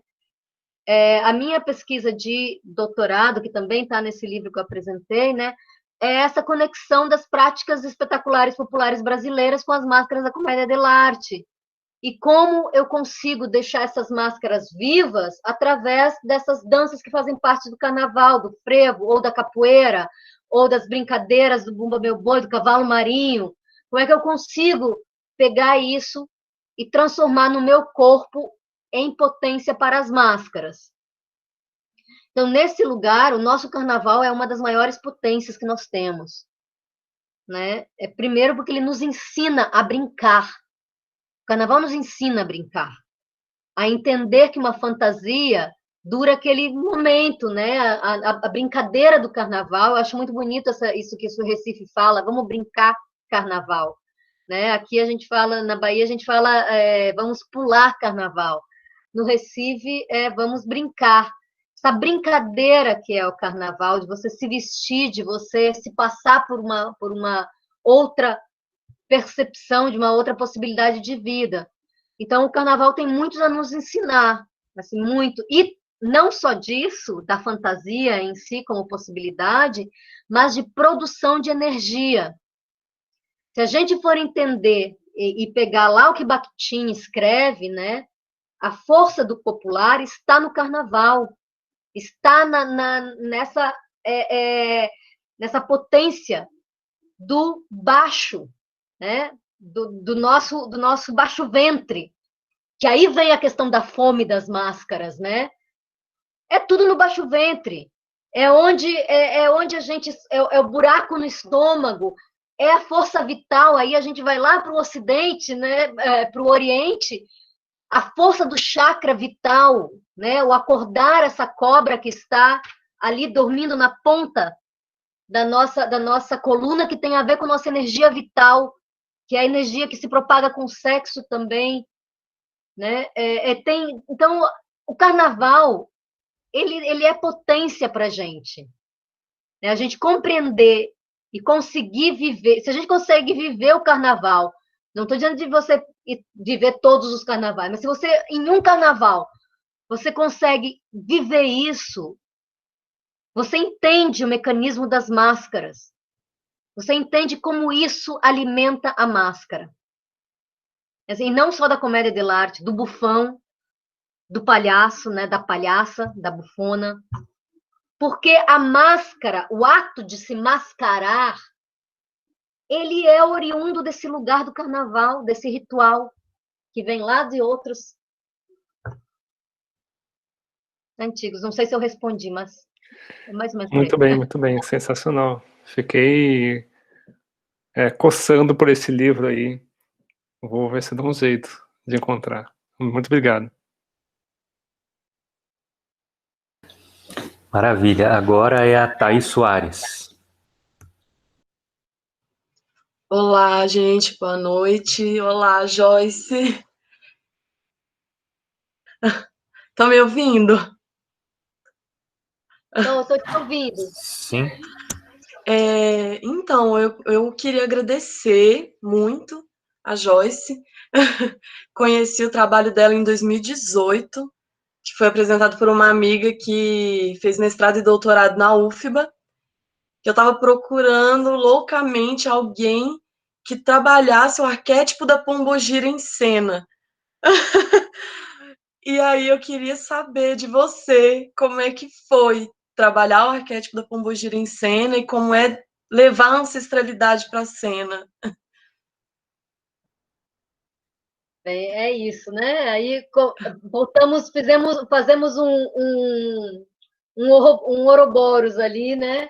Da primeira pergunta que Frederic fez, né? Sobre a potência das mulheres. Quando eu descobri as mulheres da comédia dell'arte,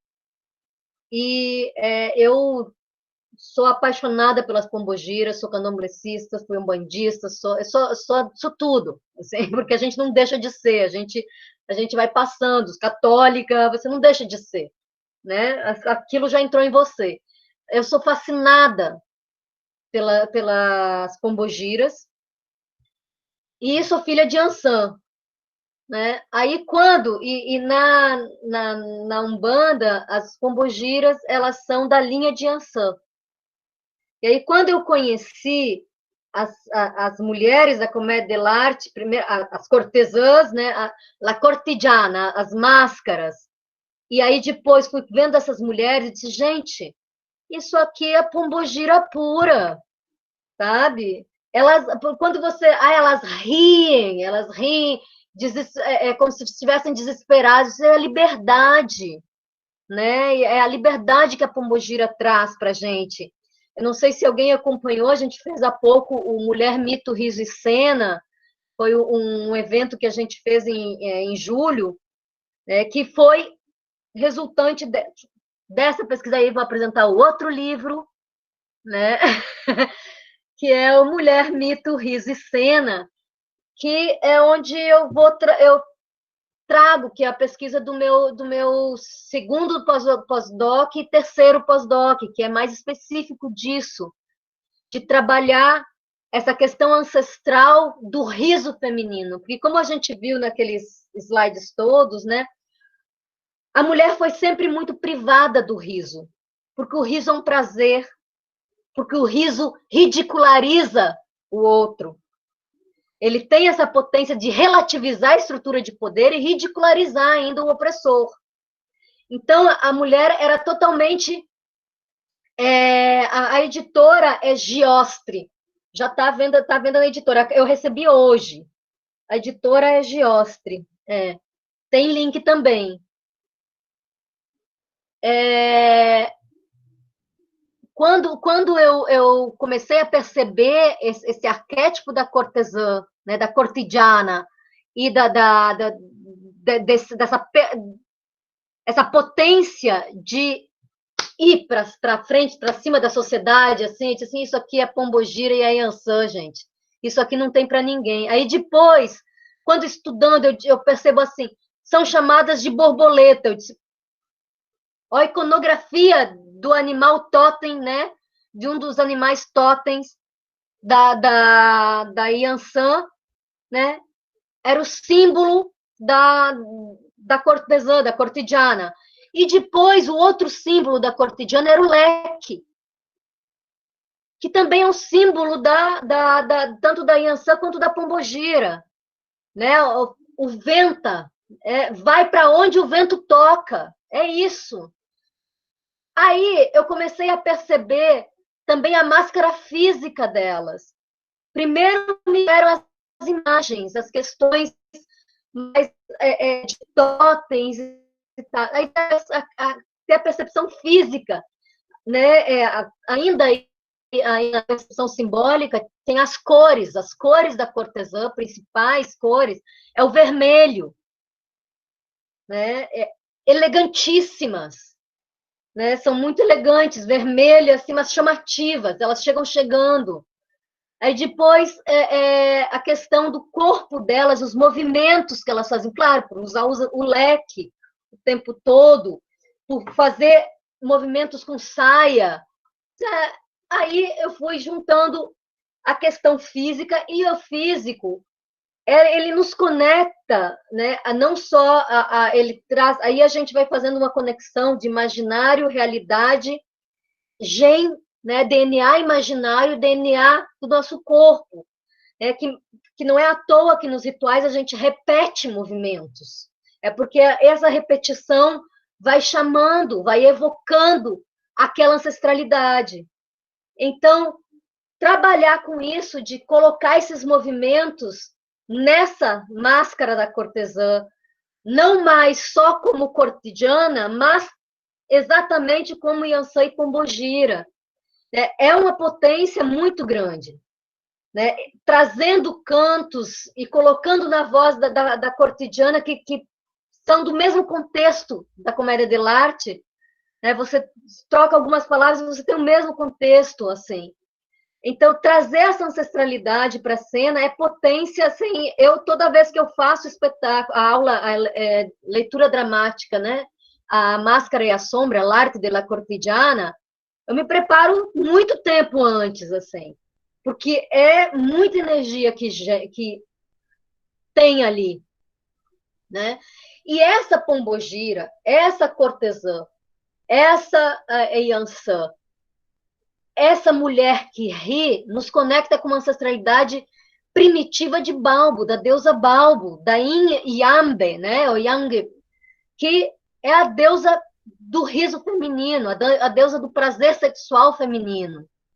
Então, a gente tem ali um caminho, né, de mitologias e de conexões imagéticas, de imaginários e de imagens como totens, que nos dão assim, uma potência muito grande.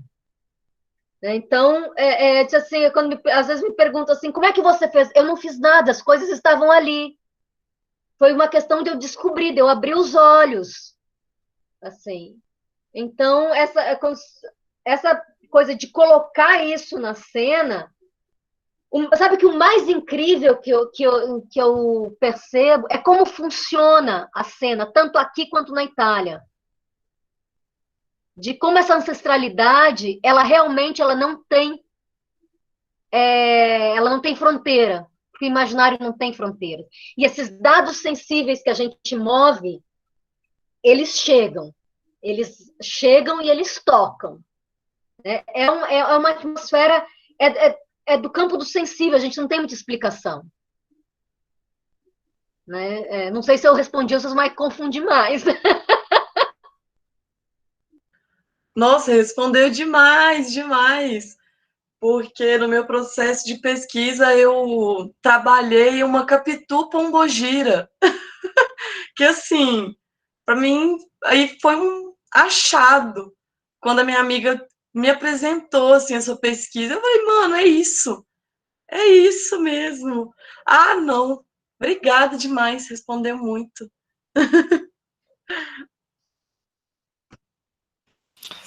Maravilha. Agora, Ivanildo Santos. Deixa eu ver se eu... Oi, meu amigo. Me escutam, me veem, eu... Te vejo e te escuto. Então tá bom. Então tá bom. Bom, primeiro, são muitas coisas. Eu tô bem pombagira aqui, porque minha câmera é uma pombagira em pessoa, assim, eu fico vermelhaço aqui, me sinto feliz. Só falta sair rodando aqui a gira. Bom, primeiro, assim, muita coisa, mas eu vou tentar falar tudo em 1 minuto, hein? Primeiro, agradecer, que está sendo muito legal, é a primeira vez que eu estou conseguindo participar ao vivo, né? Porque eu sempre vejo depois, que eu nunca... Minhas datas, minhas conexões nunca coincidem, mas parabéns, Fred, parabéns, Fábio, tá lindo esse trabalho, tá fabuloso, e, enfim, qualquer hora daqui para frente, acho que a gente vai ter um encontro nosso também aí, né? Mas parabéns pela iniciativa, pelo trabalho, tá muito, muito lindo. Joyce, minha querida, minha amada, minha amiga, é muito bom, eu fiz questão hoje de abrir esse espaço aqui, poder te ver, porque cada vez é uma aula contigo, é um prazer, é uma satisfação, é um encontro de almas aqui, e assim, como a gente está falando você está falando das mulheres, tudo, eu queria só trazer 2 informaçõezinhas complementares a tudo que você falou, e que de forma bastante concisa, como uma professora, né, agora ela é uma cátedra, né, assumidamente, linda, maravilhosa, mas 2 contribuições que sempre quando eu falo, ou quando me pedem para falar sobre as mulheres na Comédia dell'Arte, ou sobre esse percurso, eu sempre cito outras 2 mulheres. Então, a título de informação e de complementação, eu só queria falar o nome dessas 2. Você falou da Isabella Andreini, falou da Lucrécia de Siena, e eu sempre reforço, como o nosso mestre Roberto Tessari falava que eram as 3 grandes mulheres da Comédia dell'Arte, a Vicenza Armani, né, que ela tinha uma importância fundamental, que era contemporânea a Isabella Andreini. Então, assim, já que tem pesquisadoras aqui presentes, então é importante também ter essa informaçãozinha. Por isso eu estou metendo o dedinho aqui, desculpa. Mas a Vicenza Armani, uma mulher, foi importantíssima, assim, concorrente da Isabella Andreini, e concorrente até na beleza, porque a Isabella Andreini era uma mulher feia fisicamente, era bela como atriz, mas fisicamente, estruturalmente, fisicamente ela não era tão bela quanto a Vicenza Armani, que superava em muito todo o poder. E a importância da Vicenza Armani, para citar um fato bastante importante, foi quando ela foi convidada para ir numa academia, né? Ela foi chamaram ela para dar uma palestra para ensinar como recitar poesia. E foi a primeira vez, segundo o Roberto Tessari tinha nos afirmado isso nos cursos, nos encontros, que uma mulher foi convidada para ensinar a só homens, porque só tinha homens estudando dentro da academia, né, de Firenze, se não me engano. E ela deu 3 horas de aula de como recitar, como memorizar, como decorar e como falar, e as entonações e toda essa questão da recitação, na verdade, de poesia, da recitação à memória, né, que eles falavam, e ela acabou ficando 15 dias dando aula. Ela foi chamada para 3 horas, ela acabou ficando 15 dias dando aula para esses cátedros. Então, é muito importante, assim, além de toda a história da Vicenza Armani, né, Armani, essa questão, esse fato bastante peculiar que o Tessari nos trazia. E uma outra mulher que daí eu somaria aqui para fechar essa complementação desse tema de hoje tão importante e necessário, é a amiga pessoal do Michelangelo, né, do nosso famoso, né, conhecidíssimo Michelangelo, que é a Vittoria Colonna, que ela não era atriz de Comédia dell'Arte, mas ela era uma cortesã também, e ao mesmo tempo ela também fazia espetáculos, como eles faziam como diletantes, né, que seria uma outra aula da Joyce para entender o que eram os diletantes, mas ela era uma diletante contemporânea, amicíssima, assim, morou junto até com Michelangelo. Então Vittoria Colonna também é um nome bastante importante para quem é pesquisadora desse universo aí. Então, queria contribuir um pouco com isso, e elogiar, claro, todo o seu trabalho, toda a sua beleza, tudo isso que você traz, e falar também que, assim, vocês poderiam marcar outra meia hora, pelo menos, só para a Joyce falar de todas as publicações dela, porque ela mostrou 2 aqui, mas ela tem centenas de publicações. E enquanto pergunta, para poder fechar e não estourar o tempo, fale de todas as suas publicações, mas a pergunta seria... já que você ainda não teve a oportunidade aqui de falar da cultura popular brasileira, principalmente do cavalo marinho, principalmente das trocas que vivenciamos um pouco juntos, né, eu, você, Tessari e outros, o momento que você fez o escâmbio, né, aquele projeto lindo, maravilhoso, que também resultou em livro, também resultou em publicações, mas assim, eu queria que você falasse um pouquinho, só para a gente não perder esse percurso e ter na memória que Joyce Aglai é comédia dell'arte, é Itália, é França, é matriz africana, é uma pombagira, mas também é da cultura popular brasileira no que diz respeito a cavalo marinho. Então, eu queria que você fizesse essa pontezinha, de uma forma breve, dessas mulheres, ou dessa figura, ou desses arquétipos femininos, da comédia dell'arte, da matriz africana e das figuras femininas ali do cavalo marinho, tá bom? Beijo no coração de todos vocês e parabéns por todos. Te amo muito, Joyce. Obrigada, Ivanildo. Vincenzo Armani e Vittoria Colonna, as duas são citadas na minha leitura dramática da A Máscara e a Sombra, l'arte della cortigiana. Mais um fato que era estrondoso para a época, né, que Vincenzo Armani tinha escolta policial, né? Eu me lembro de Sari, né, falando, não, ela tinha escolta policial porque senão a multidão não deixava ela passar. Né? Então, o quanto ela alcançou, né, uma notoriedade, e o que também causou... Me permite interromper uma coisinha só, que é importante também falar, já nessa tua fala, assim, uma coisa que não vem à nossa imaginação em pensar ou deduzir que as mulheres na comédia dell'arte ganhavam igualitariamente aos homens. Isso é importante dizer também. Desculpa, continua.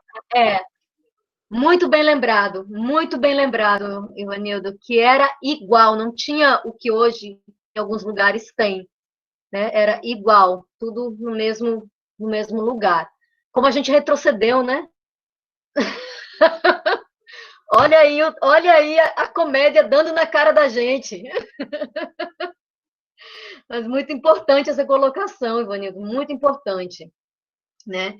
E Vittoria Colonna, quem quer conhecer um pouquinho ela, basta olhar os desenhos do Michelangelo, né? Porque todas as mulheres são ela.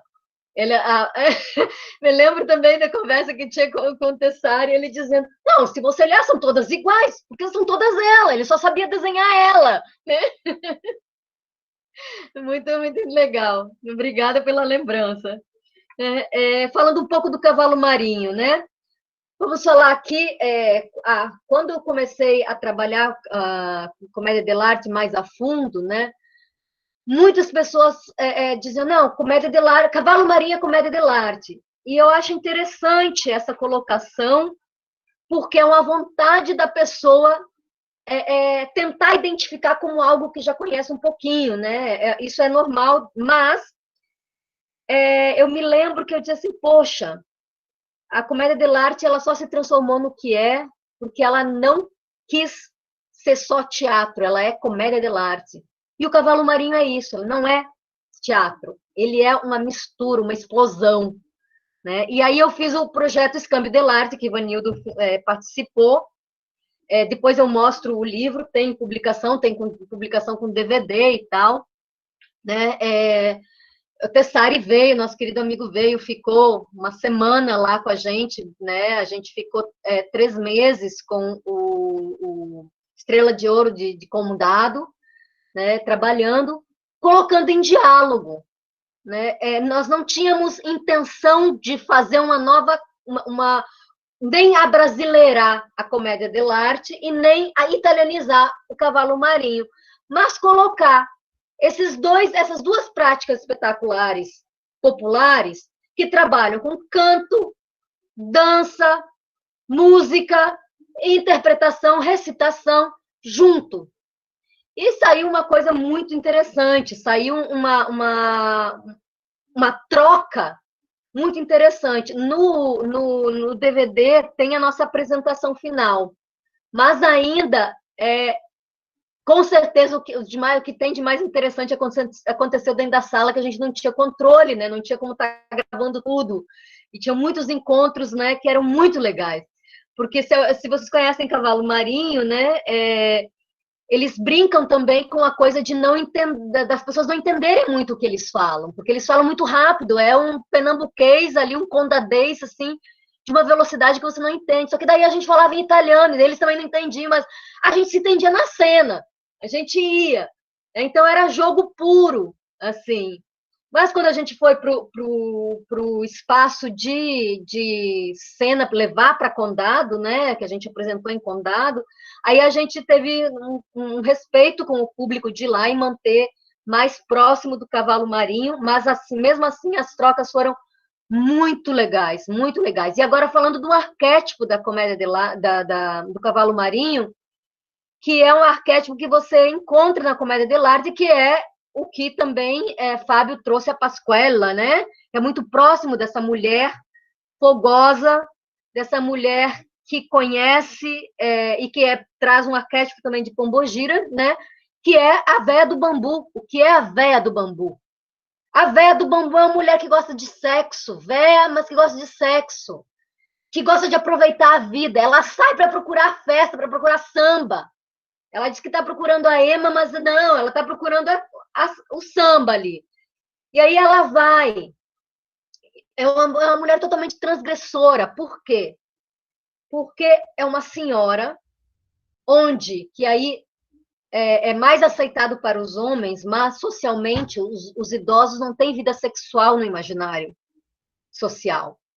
Para os homens ainda é mais aceitado, né? Que elas casam muito com mulheres novas. Mas para as mulheres, chega um momento que a sociedade esquece que elas têm uma força vital e que, sim, tem uma vida sexual ainda ativa. A velha do bambu vem e destrói isso. A velha do bambu vem e joga na cara da sociedade, assim. Tem senhoras que gostam de sexo, gostam tanto que matam o marido disso, que é como acontece no cavalo marinho. Aí vem o padre, né, para fazer a extremunção para o marido, a véia dá em cima do padre. Aí, olha só o arquétipo, né, e o que é a função, que tem a ver também com a comédia dell'arte. O padre sai excomungando a velha, quer dizer, mulher que gosta de sexo é coisa do demônio, que também tinha a ver com as cômicas dell'arte. Né? O prazer pelo sexo, o prazer do riso, o prazer disso, tem que ser colocado como heresia. Né? Aí vem a morte e ela sai cavalgada, né? Vem a morte, não, vem o cão e ela sai cavalgando o cão, quer dizer, é Lilith puro, é Balbo, gosta de sexo e ainda domina o cão. Né? É uma mulher que desafia. Então, esse arquétipo é muito próximo da cortediana. Desafia as estruturas sociais, se colocando da Pasquella, como o Fábio trouxe, né? O que é esse arquétipo? Aí nós vamos também para a catita.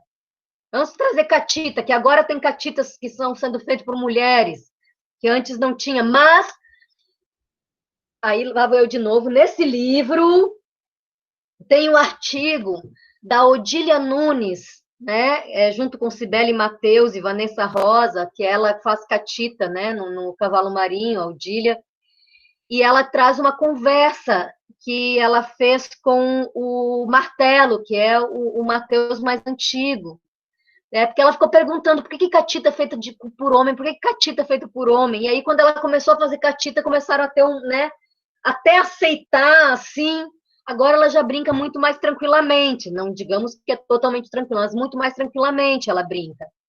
Mas ela traz uma fala de Martelo, falando, né, que diz que antigamente, a primeira catita era feita por uma mulher, não era feita por um homem. E isso está também no documentário dela, chamado Mateus, que ela é atriz principal. Né? Era feita por uma mulher, só que essa mulher era uma mulher que o senhor de engenho era apaixonado. E quando viu ela fazendo uma coisa tão ridícula, resolveu castigar. Quando ela foi lá fazer catita, que é uma mulher que é amante de Mateus e Bastião, né? Aquela vida livre. Ela vivia bem com Mateus e Bastião, e os dois também viviam bem com ela. Mas o senhor de engenho não aceitou isso, porque isso ia contra, aí lá vai nós de novo, a questão da igreja, que veio para cá e que regulamentava tudo. Então, ele resolveu mandar a catita longe. Tem uma loa que fala disso, que é lindo, né? Falando, ai, catita, você vai, nunca mais eu vou te ver. Agora não lembro do restante, mas é o Mateus chorando, porque catita foi mandada embora. Isso ainda tem no Cavalo Marinho, mas só os mais antigos é que sabem, porque na origem a catita era mulher. Depois, para não acontecer mais isso, passou a ser homem, o patriarcado daí depois também manteve isso, e agora novamente está se tornando catita. Mas catita também é um espírito de Pombogira, é um espírito de cortidiana, que vive bem com Mateus e Bastião, e quando precisa ela vai lá e tira onda com o capitão, né? Vai tira onda também com o empata-samba, ela tira onda com quem ela quiser, então ela tem esse espírito transgressor também da cortidiana. Como a gente encontra o arquétipo ele se repete, né? E aí a gente vê que tem essas possibilidades. E isso era o mais importante que a gente via no escâmbio, agora voltando lá para aquilo que você falou, era os arquétipos que se repetiam sem ser a mesma coisa, que isso é o mágico, né? Há uma unidade na diversidade. E há imaginários que se encontram. E aí a gente tem possibilidades múltiplas aí para viajar, fazer muitos outros escâmbios.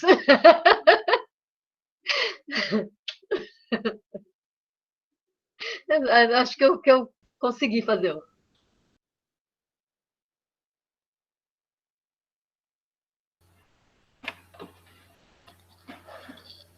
Fábio, você quer falar alguma coisa? Aí eu encerro. Não, só agradecer mesmo a você, Joyce, a presença de todos. Achei magnífica essa colocação do Ivanildo, abre um pouco mais, né, realmente, todo o leque de pesquisas, de estudos que você tem, Joyce. Obrigado pela aula, foi uma delícia de ouvir. Realmente, eu, como o Labriola, estou ali me coçando para comprar o livro, para me aprofundar um pouquinho mais. Obrigado de coração, foi um prazerzaço te conhecer pessoalmente. Obrigado pela atenção, obrigado pela presença de todos. Obrigado, Frederic, pela iniciativa. E vamos em frente. Quem sabe nos encontremos em breve para trocar mais ainda. Obrigado, Joyce. Foi uma aula maravilhosa sobre o feminino, sobre a mulher na comédia dell'arte.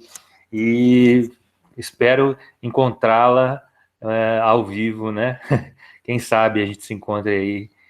Foi muito bom te conhecer e espero encontrar mais uma vez. Gente, obrigado. Nós temos um próximo webinário marcado. Agora não estou me lembrando a data, alguém me coloca aí no chat, por favor. A gente tem dia 21, Pedro colocou, dia 21. Muito obrigado, Ivanildo. Vamos ter um webinário com o Ivanildo também. Gente, muito obrigado, Fábio, obrigado a todos e a todas. Foi muito bom estar com vocês hoje. Valeu, obrigado, Joyce, mais uma vez. Valeu, gente, brigadão. Obrigada, gente. Obrigada pela presença, obrigada pelo convite. Foi um prazer estar com vocês. Obrigada.